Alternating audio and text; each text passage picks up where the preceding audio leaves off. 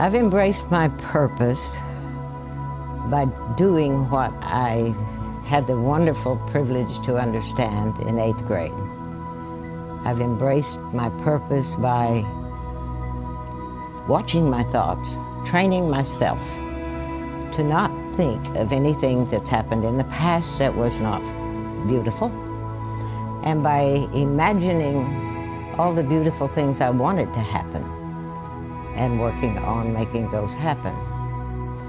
I was in 8th grade and I couldn't yet read.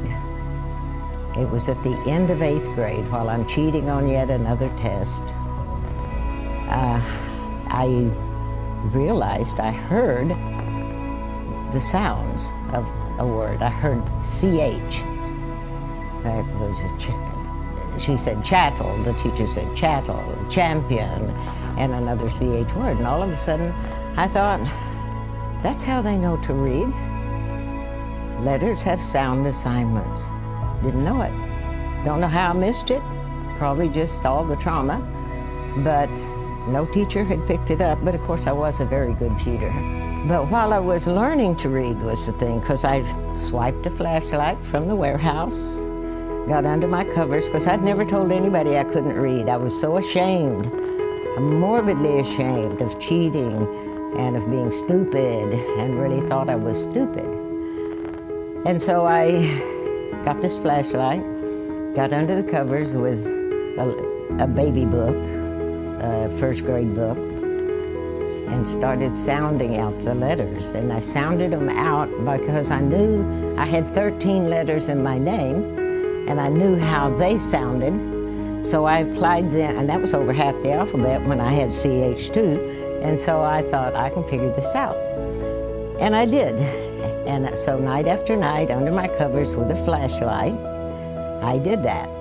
And so the baby book was a wonderful little story called The Mystery of the Little Green Turtle. And I loved it.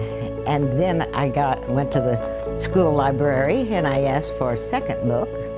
Now that was the second book I ever checked out of the library at that age, because what was the point? I couldn't read them.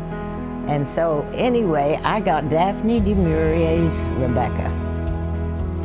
What's interesting about that is, and horrifying, not the kind of horror she tried to impart, but horrifying to find out there were 5-syllable words, sounding that out. But eventually, I did sound out enough that I started getting the story, and it was a scary story.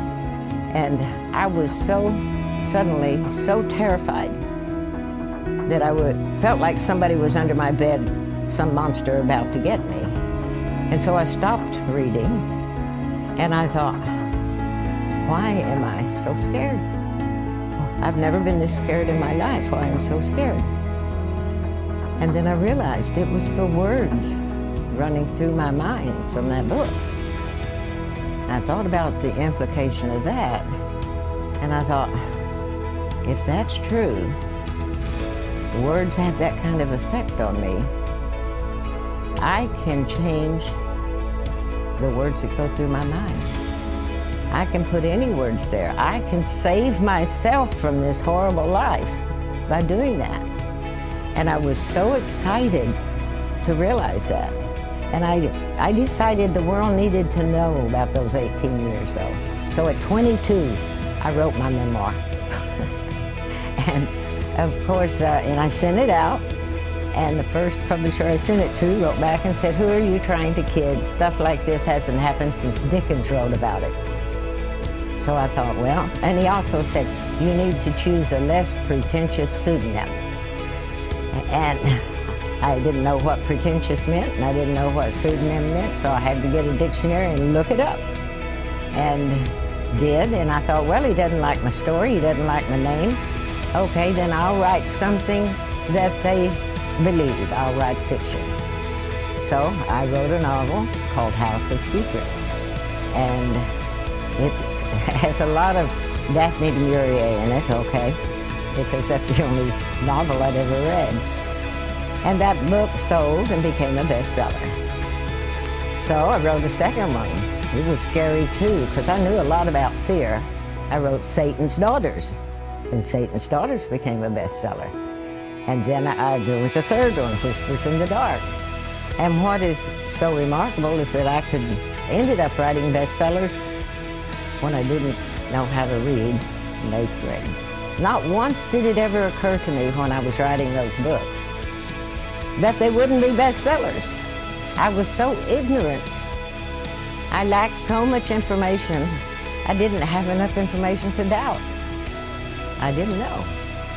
If I'd known, that it's like one chance in a million that you're going to write something the first time that anybody's going to like. And so that's an important thing to remember. Doubt interferes on many levels in our life. The biggest takeaway from my life, as far as somebody remembering me, I hope they remember that I tried, that I gave it my best shot, and I hope I made a few of them laugh. I hope to be remembered kindly, that's all I can say.